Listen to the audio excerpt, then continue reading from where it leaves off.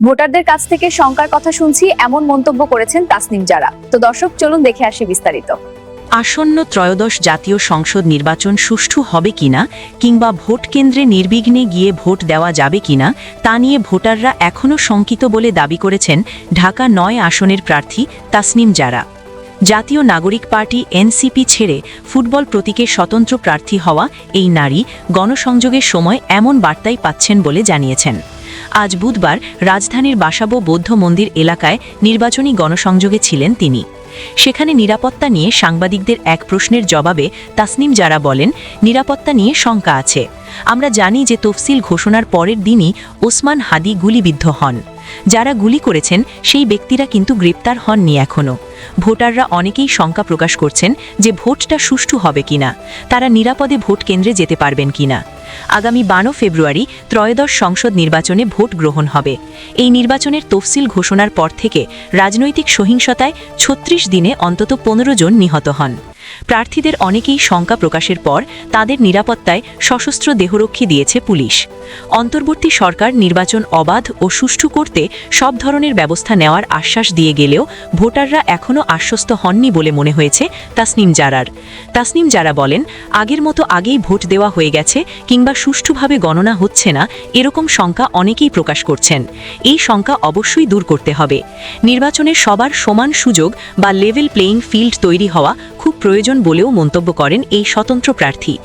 NCP থেকে বের হয়ে স্বতন্ত্র প্রার্থী হওয়ায় তরুণদের ভোট ভাগ হবে কিনা এমন প্রশ্নে তাসনিম জারা বলেন, নির্বাচনে একাধিক দল ও প্রার্থী থাকবে, সুস্থ প্রতিযোগিতাই প্রত্যাশিত। ভোটাররাই তাদের পছন্দের প্রার্থী বেছে নেবেন। নিজের প্রচারণার ধরন নিয়ে তাসনিম জারা বলেন, আমি ফুটবল মার্কায় স্বতন্ত্র প্রার্থী হিসেবে নির্বাচন করছি।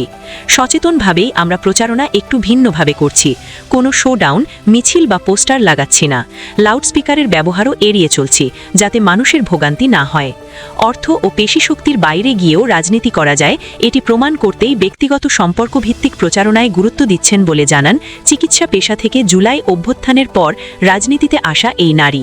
তাসনিম জারা বলেন, অলিগলি, পাড়া মহল্লা, এমনকি বস্তি এলাকাতেও গিয়ে মানুষের সঙ্গে কথা বলছি। সাড়া পাচ্ছি কল্পনার বাইরে।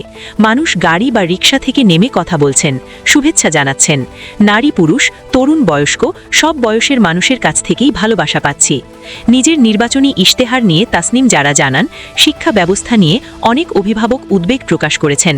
তার পরিকল্পনার মধ্যে রয়েছে স্কুলগুলোতে আধুনিক বিজ্ঞানাগার ও ভাষাগার স্থাপন, মানসিক স্বাস্থ্য ও সহশিক্ষা কার্যক্রম জোরদার করা এবং শিক্ষার্থীদের জন্য এআই ও কোডিং শেখার সুযোগ তৈরি করা। বেকারত্ব দূর করার জন্য স্টার্টআপ ঢাকা 9 নামে একটি সিড ফান্ড গঠনের পরিকল্পনাও জানান এই প্রার্থী। পাশাপাশি কর্মজীবী মায়েদের জন্য ওয়ার্ড ভিত্তিক ডে কেয়ার সেন্টার এবং ঘরে বসে কাজ করা নারীদের জন্য ই-কমার্স প্রশিক্ষণ ও মার্কেট প্লেসে যুক্ত হওয়ার উদ্যোগ নেওয়ার কথাও বলেন তিনি। এদিকে আবার বাংলাদেশ গড়ে তুলতে হলে সঠিক লোককে ভোট দিয়ে জয়যুক্ত করতে হবে বলে মন্তব্য করেছেন বিএনপির চেয়ারম্যান তারেক রহমান।